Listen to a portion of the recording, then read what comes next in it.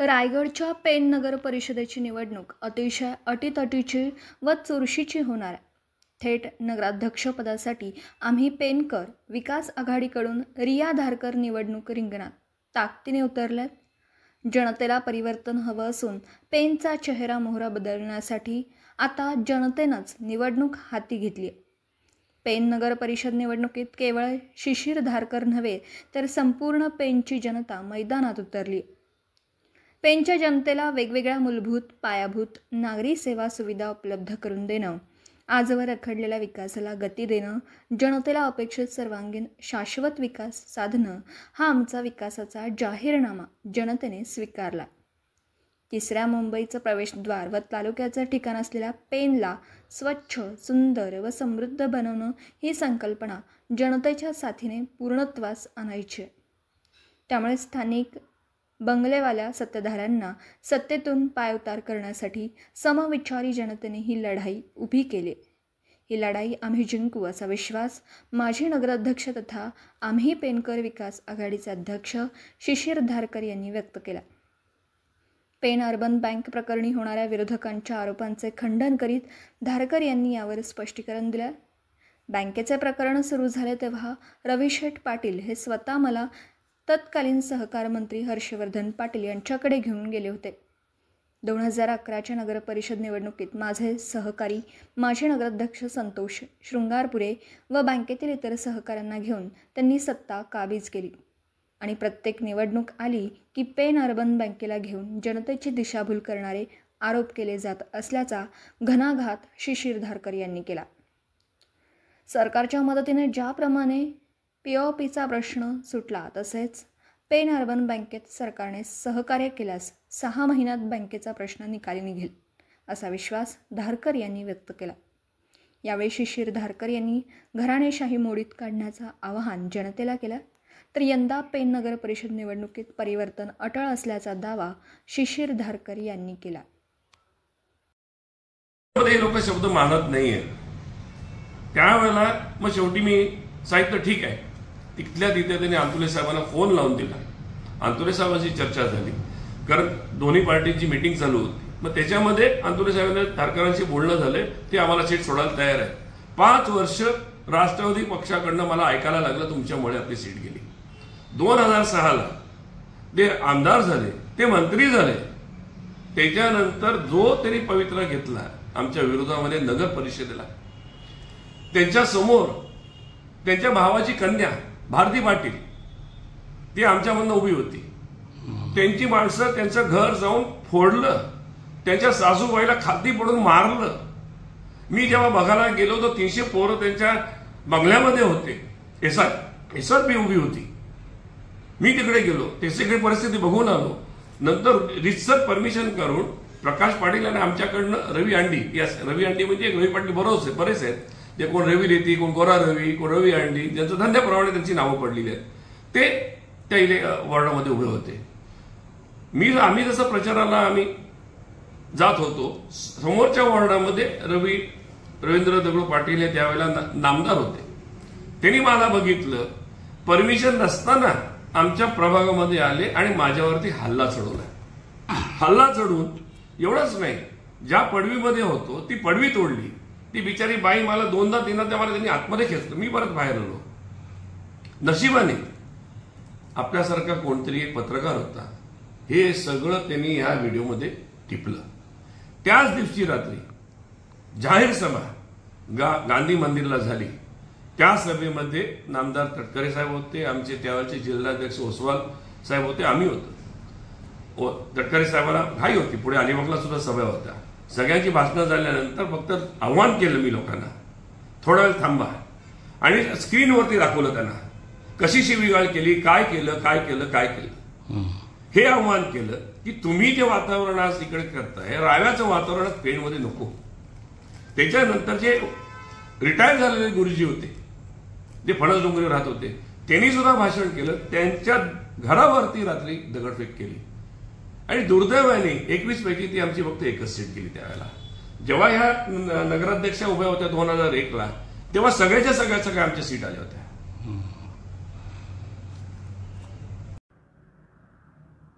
Sir काय सांगाल, pen नगर परिषदेची निवडणुकीची रणधुमाळी सुरू आहे आणि आपले देखील उमेदवार त्या ठिकाणी आपल्या मार्गदर्शनाखाली, नेतृत्वाखाली निवडणुकीला सामोरे जात आहेत. कशा पद्धतीचा विकासाचा अजेंडा आहे, जनतेचा जाहीरनामा नेमका काय आहे, पेनकरांचं स्वप्न आहे, त्या स्वप्नपूर्तीमध्ये काय आपली संकल्पना आहे विकासाची?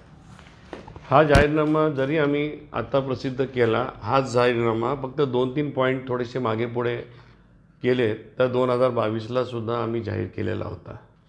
ह्याच्यामध्ये प्रामुख्याने बेसिक जे नागरिकांना गरजा असतात, पाणी, स्वच्छता आणि बाकीच्या सुखसोयी, ह्या सगळ्या गोष्टी ह्याच्यामध्ये नमूद केलेल्या आहेत.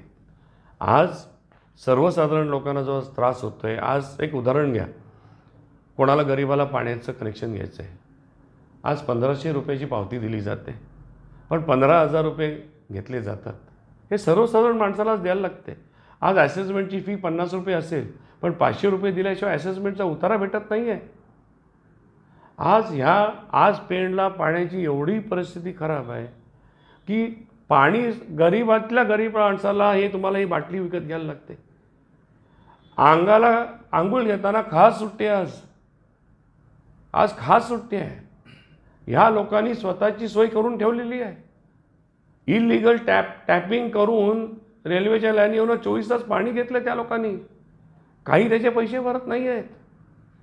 आज इवन ते आज त्यांनी आज भाजी मार्केट बांधलं आहे. आज टेम्पो आतमध्ये जाऊ शकत नाही. आम्ही आमच्या या जाहीरनाम्यामध्ये मंडईचं सुद्धा आम्ही म्हटलेलं आहे. मंडई की पुण्यासारखी असेल, कांदा बटाटा वेगळा, फळभाज्या वेगळ्या, फळं वेगळं, भाज्या वेगळ्या. दुसरं एक आश्वासन आम्ही कोणी समाजाच्या दृष्टीने आम्ही जे केलं आहे, मी नगराध्यक्ष असताना आम्ही एक मच्छी मार्केट बांधलं होतं. त्यांनी ते तोडून फक्त तिकडे पत्रे टाकलेले आहेत. त्यांना मी आश्वासन दिलेलं आहे, या 5 वर्षामध्ये कमीत कमी 500 ओट्यांचं फ्रीझर प्लॅन्ट सहित त्यांना दिलं जाईल. मंडई केली जाईल. आज जी पार्किंगची आज अवस्था दयनीय आहे पेणमध्ये, शहरामध्ये नाक्यावरती जावंसं वाटत नाही आहे. ह्यांच्याच जमिनी 20 रुपयाची जागा 20 पैशांनी घेतल्या आहेत. त्यांच्यावरतीच आम्ही रिझर्वेशन टाकून या सगळ्या गोष्टी आम्ही नागरिकांपर्यंत आम्ही देणार आहोत. एक सर्क्युलर मोठी बिल्डिंग केली जाईल. फार अगदी कमी किंमत 5 रुपये द्या 24 तासाची, काही हरकत नाही. मोटरसायकल असेल, व्हेकल असेल, पार्किंगची व्यवस्था केली जाईल.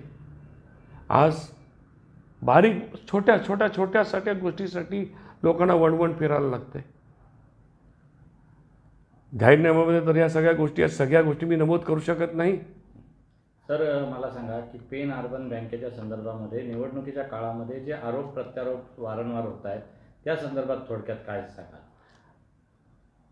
बँकेचं हे जे प्रकरण सुरू झाल्यानंतर स्वतः रविशेठ पाटील हे मला त्यावेळचे सहकार मंत्री हर्षवर्धन पाटलांकडे मला घेऊन गेले होते. आणि त्याच्यानंतर होऊ घातलेल्या 2011च्या नगर परिषदेच्या इलेक्शनमध्ये माझे सहकारी माजी नगराध्यक्ष संतोष विनायक शिंगारपडे, आमचे सगळे सहकारी जे बँकेमध्ये सुद्धा इन्व्हॉल्ड होते, त्यांना घेऊन तुम्ही ही सत्ता काबीज केलीत. आणि आत्ता प्रत्येक वेळेला इलेक्शन आलं की तुम्ही बँकेचा प्रश्न हा घेताय. बँकेचा प्रश्न, आज बँकेकडे एवढ्या प्रॉपर्टी आहेत, देणं 600 कोटी आहे आणि प्रॉपर्टी किमान 1200 कोटीची आहेत. कुठल्याही बँकेच्या बाकीच्या शाखा वगैरे ज्या आहेत ते न विकतासुद्धा त्याच्यावरती मार्ग आहे, निघतोय. मी कोर्टामध्ये माझा ॲप्लिकेशन दाखल केलेला आहे. त्याच्यावरती फक्त सरकारचं थोडं सहकार्य जर भेटलं, ज्या प्रकारे POPचा प्रश्न सुटला गेला, 6 महिन्यामध्ये हा बँकेचा प्रश्न निकाली निघेल आणि 100 कोटी त्या लोकल बिल्डरकडनं पहिला निधी दिला जाईल. बाकीच्या 2-3 वर्षामध्ये सगळ्यांचे पैसे दिले जातील. फक्त थोडंसं सहकार, म्हणजे एक सरकारकडनं सहकार्याची भूमिका असली, मी नक्कीच सरकार दरबार मी जाणार आहे. आणि हे आम्ही जे आता सगळ्या या जाहीरनाम्यामध्ये आम्ही ज्या गोष्टी उल्लेख केल्यात, कमीत कमी 500-600 कोटीच्या ह्या सगळ्या आमची संकल्पना आहे, ही कामं आहेत. आम्हाला सरकारकडेच जायचं आहे. आम्ही सरकारकडे जाणार, सरकारकडे आम्ही हात पसरवणार आणि पेणच्या विकासासाठी आम्हाला जो काय पुढचा काय निर्णय घ्यायला लागेल पेण नागरिकांच्या चांगल्यासाठी आम्ही घेऊ. या पेणमध्ये आम्ही कुठल्याही नेत्याला माझा विरोध नाही, कुठल्याही पक्षाला मला विरोध नाही. फक्त आज राज्यकर्ते जे बंगलेवाले आहेत त्यांना फक्त या सत्तेपासून फक्त लांब करण्याचा आम्ही एक समविचारी लोक हे सगळे एकत्र आलोय. तर काय सांगाल, रिया धारकर निवडणुकीच्या रिंगणात आहेत, आव्हानात्मक लढाई होईल का? जे आपल्या प्रतिस्पर्धी जे उमेदवार आहेत ते निवडणूक केवळ औपचारिकता आहे असल्याचा दावा करतायत. कसं बघता? ही निवडणूक आव्हानात्मक आहे, विजयश्री खेचून आणता येईल कसं काय सांगा? आता अहंकाराला औषध नाही हो. रावणाला सुद्धा फार अहंकार होता की राम हा वनवासी काय करणार आहे माझं, हा मी नाही इलेक्शन लढत आहे, मी फक्त समोर आलोय, माझ्यासाठी पेणची सगळी जनता हे इलेक्शन लढते आहे, मी नाही आहे याच्यामध्ये, मी फक्त लीड घेतला आहे. त्याच्यामध्ये संतोष विनायक शिंगारपुरे असतील, समईश्वरी सगळे लोक असतील, हे पेणच्या शहराच्या लोकांचं इलेक्शन आहे. या सत्तारूढ बंगल्यावाल्यांच्या विरोधात आज जे रिया धारकर आलेले आहेत ते पुण्याला काही वर्ष होते, 10 वर्ष त्यांच्या मुलाच्या शिक्षणासाठी. आता तो पुढच्या शिक्षणासाठी लंडनला जाणार आहे. ते आता इकडे स्थायी होणार आहेत. आणि मी सुद्धा 2021पर्यंत पेणला स्थायी झालेलो आहे. माझं सुद्धा पूर्ण लक्ष ईश्वर कृपेने जनतेने कौल दिला. माझंही पूर्ण लक्ष नगरपालिकेवरती असतील, पार्टी प्रतोदचं ऑफिस असेल, मीही तिकडे आठवड्यातनं 4-5 दिवस मी वेळ देईन. सगळ्या गोष्टी या कशा लोकांपर्यंत पोहोचल्या जातील याचा पाठपुरावा आम्ही घेत जाऊ. सर मला सांगा की आता जे काही ज्यांच्या हातामध्ये सत्ता आहे नगर परिषदेची, आतापर्यंत ज्यांच्याकडे सूत्र होती, पेनचा कायापालट झालाय, जनतेला अपेक्षित विकास झालाय, काय सांगा? आज पाण्याची परिस्थिती बघा काय आहे. आज आंघोळ घेतली तर अंगाला खास सुटते. आज अंडरग्राऊंड लाईटिंग म्हणजे वीज पुरवठा हा 4.5 कोटीचा उपक्रम त्यांनी घेतला. पण त्याच्यामध्ये काही खोके इकडे तिकडे गेले, ते चालू करण्यात आलेलं नाही. ते लाल डबे जे पडलेले आहेत बाजूला कोपऱ्यामध्ये, अक्षरशः बोलू नये पण त्याला रवी पाटलाचे ATM बोलतात. आज अंडरग्राऊंड त्यांनी गटार घ्यायचा प्रयत्न केला होता, एकही पत्र शिल्लक राहिलेलं नाही, एकही पत्र. आम्ही आमच्या काळामध्ये BOT तत्वावरती स्टेडियम बांधलं, इंडोर गेम हॉल बांधला, इमारत उभी केली, नाट्यगृह 80% पुरं केलं. त्याच्यानंतर नाट्यगृहसुद्धा या 14 वर्षामध्ये काहीही करण्यात आलेलं नाही आहे. आणि कसं आहे माहिती आहे का, आज त्यांच्याच घरामध्ये डांबर प्लॅन्ट आहे, आज त्यांच्याच घरामध्ये खडीचे प्लॅन्ट आहे, सिमेंटचं प्लॅन्ट आहे. सगळी जी कामं घेतात हे घरामध्ये घेतली जातात. कुठल्याही कार्यकर्त्याला मोठं केलं जात नाही आहे. फक्त आणि फक्त स्वतःचा विकास एवढंच त्यांचं ध्येय आहे, बाकी काहीही नाही. आज घराणेशाही जर बघायला गेलात तर एका घरामधनं 3 उमेदवार उभे आहेत, 3 उमेदवार उभे आहेत, 3 उमेदवार. एक 8 नंबरमध्ये अनिरुद्ध, 4 नंबरमध्ये अनिरुद्धची मुलगी, आणि नगराध्यक्षाला ज्या आहेत त्यांच्या ललित पाटलांच्या पत्नी त्या उभ्या आहेत. हे म्हणजे काय, आणखीन जर कोण असतं कदाचित अजून 4-5 त्यांनी उतरवले असते. कदाचित पुढच्या जनता त्यांना कौल देणार नाही. जर दुर्दैवाने जशा गोष्टी झाल्या तर कमीत कमी 5 ते 6 त्यांच्या घरातले उमेदवार असतील. ह्याला घराणेशाही नाही बोलायचं, मग काय बोलणार आपण? Video reporter Dhamsheel Sawant, KTV news, Raigad.